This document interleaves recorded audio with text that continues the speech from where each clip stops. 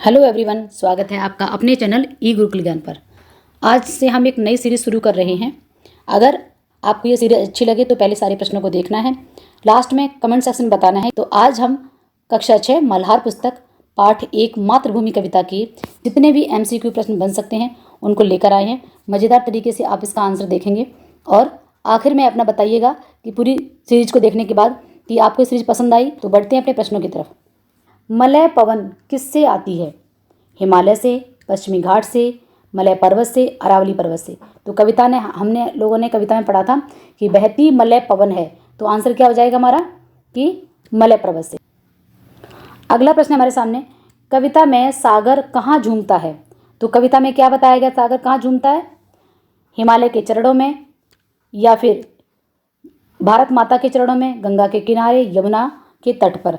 तो भारत माता के चरणों में, ये हमारा करेक्ट उत्तर हो जाएगा। अगला प्रश्न हम लोग देखेंगे, त्रिवेणी किसका संगम है? आपको बताना है।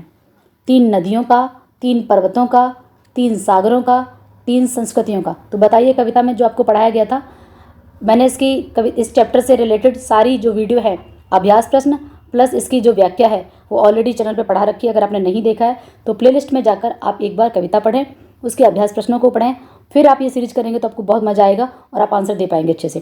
तो बताइए ज़रा कि इसमें जो है कविता के अनुसार हमने किस में पढ़ा था? त्रिवेणी का मतलब क्या था? यहाँ पे 3 नदियों का संगम कौन कौन से है?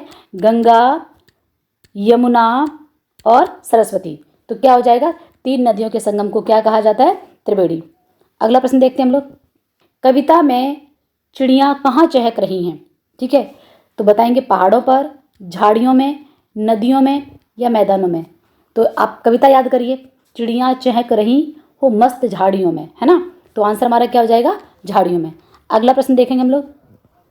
अगला प्रश्न है हमारे सामने, कोयल कहाँ पुकारती है?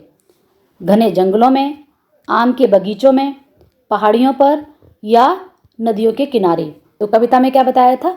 अमराइयाँ घनी हों कोयल पुकारती है। तो अमराइयाँ घनी हो मतलब आम के बगीचों में। अगला प्रश्न देखेंगे हम लोग, अर्जुन को गीता का उपदेश किसने दिया था?